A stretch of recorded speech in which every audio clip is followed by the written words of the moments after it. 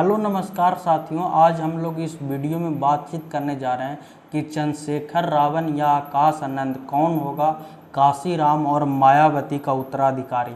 अगर हम लोग बसपा की बात करें तो बसपा का खराब प्रदर्शन लगातार जारी है। अगर हम लोग विधानसभा चुनाव के बारे में बात करें तो 2007 में बसपा को सबसे ज़्यादा 207 सीट के लगभग मिली थी और बीएसपी उत्तर प्रदेश में अपने दम पर मुख्यमंत्री बनाई थी और मायावती मुख्यमंत्री बने थे। वहीं 2012 की बात करें 5 साल बाद तो उनके 80 विधायक ही रह गए, 80 विधानसभा सीट उन्होंने जीती। वहीं 2017 में बात करें तो और भी खराब प्रदर्शन रहा और 19 विधानसभा सीट जीते। वहीं 2022 की बात करें तो और भी उससे भी खराब प्रदर्शन रहा और मात्र एक विधानसभा सीट बीएसपी जीती। अगर हम लोग लोकसभा के बारे में बात करें तो लोकसभा में 2009 में बसपा का 21 लोकसभा सीट थी, लेकिन 2014 में 5 साल बाद ये घट के 0 लोकसभा सीट हो गई। वहीं 2019 में बसपा के पास फिर से 10 लोकसभा सीट हो गई, लेकिन इस चुनाव में बसपा और समाजवादी पार्टी, अखिलेश यादव की पार्टी दोनों गठबंधन के साथ चुनाव लड़ रहे थे, तो इसलिए बसपा को 0 से 10 सीट हो गई और वहीं इसका लाभ समाजवादी पार्टी को नहीं हुई, सिर्फ बीएसपी यानी बसपा की हुई। वहीं 2024 के लोकसभा चुनाव में ये फिर 0 पर ही सिमट गए, एक भी लोकसभा सीट नहीं जीती। वहीं 2024 लोकसभा चुनाव में एक बहुत इम्पोर्टेंट डेवलपमेंट हुआ कि नगीना लोकसभा क्षेत्र से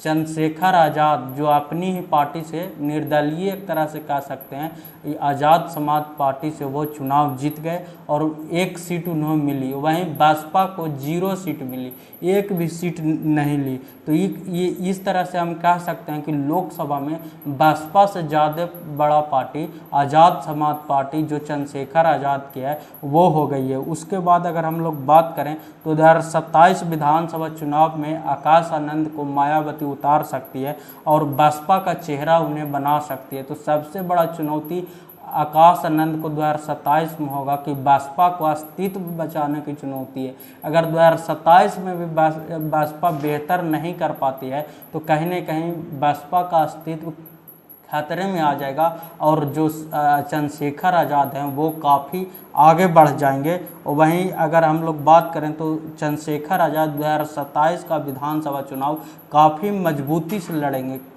2024 में तो उन्होंने लोकसभा की 1 सीट जीत ली और विधानसभा में वो काफ़ी मजबूती से लड़ेंगे। और बसपा अगर इस बार मजबूती से नहीं लड़ी तो कहीं ना कहीं कि बसपा का अस्तित्व खतरे में आ जाएगा।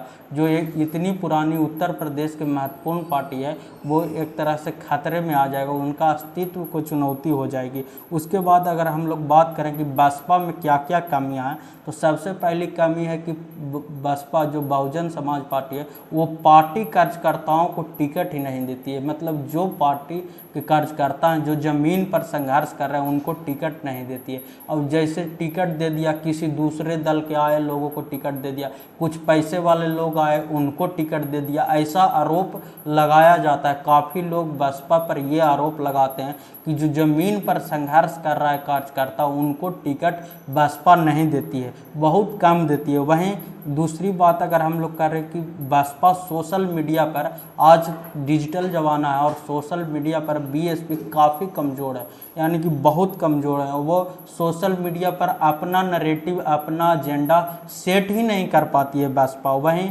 बसपा के तीसरी सबसे बड़ी कारण है कि वो बीजेपी को मुखरता से खुलकर विरोध नहीं करती है, इसीलिए वोटर कन्फ्यूज हो जाता है। क्योंकि 2 तरह के भारत में वोटर हैं, एक वो है जो बीजेपी को समर्थन करने वाला और दूसरा वो है जो बीजेपी के विरोध करने वाले। और जो बसपा है जो उसको अगर बीजेपी के विरोधी वोट चाहिए तो कम से कम उसको बीजेपी को खुलकर विरोध करना चाहिए, मुखरता से विरोध करना चाहिए। और जो बीजेपी के खिलाफ जो मुखरता से विरोध करेगा, जो उसके खिलाफ लड़ेगा, जो जीतते देखना चाहती है बीजेपी के खिलाफ, जैसे में समाजवादी पार्टी है, कांग्रेस है, वो लोग उन्हें वोट देते थे। क्योंकि कोई भी व्यक्ति अपना वोट बर्बाद नहीं करना चाहती है, जानती है कि बसपा रेस में नहीं है, चुनाव नहीं लड़ रही है, अधूरे मन से, मरे हुए मन से चुनाव लड़ रही है। तो ऐसे पार्टियों को वोट देने से लाभ ही क्या होगा जब हमारा वोट बर्बाद ही हो जाएगा, गिनती में ही नहीं जाएगा कि जीत हार में हम तय ही नहीं कर रहे हैं, फैसला ही नहीं कर रहे हैं, तो क्या होगा। दूसरी उसके बाद चौथी कारण है कि ज़मीन से दूरी बना लेना। बसपा के नेता ज़मीन से दूरी बना ली, जैसे मायावती हैं, वो तो चुनाव में रैली ही नहीं करती हैं, बहुत कम 1-2 रैली कर दी, तो ये सबसे बड़ा कारण है। अब देखिए, अब आकाश आनंद आए हैं तो वो कितना रैली कर पाते हैं, सोशल मीडिया पर कैसे मजबूत होते हैं, सोशल मीडिया उन्होंने टीम बनाने की भी बात कर रहे हैं। वहीं वो कह रहे हैं कि मिस कॉल के द्वारा कार्यकर्ता को ज़्यादा से ज़्यादा कार्यकर्ता को पार्टी से जोड़ा जाएगा। तो ये सब बसपा के सामने बहुत ज़्यादा चुनौतियां हैं। तो 2027 विधानसभा चुनाव में सबसे बड़ा इंटरेस्टिंग यही होगा कि बसपा या असपा, आज़ाद समाज पार्टी जो चंद्रशेखर रावण की पार्टी है, कौन आगे निकलेगा। क्योंकि 2027 में जो आगे निकलेगा वही भविष्य में आगे बढ़ पाएगा। तो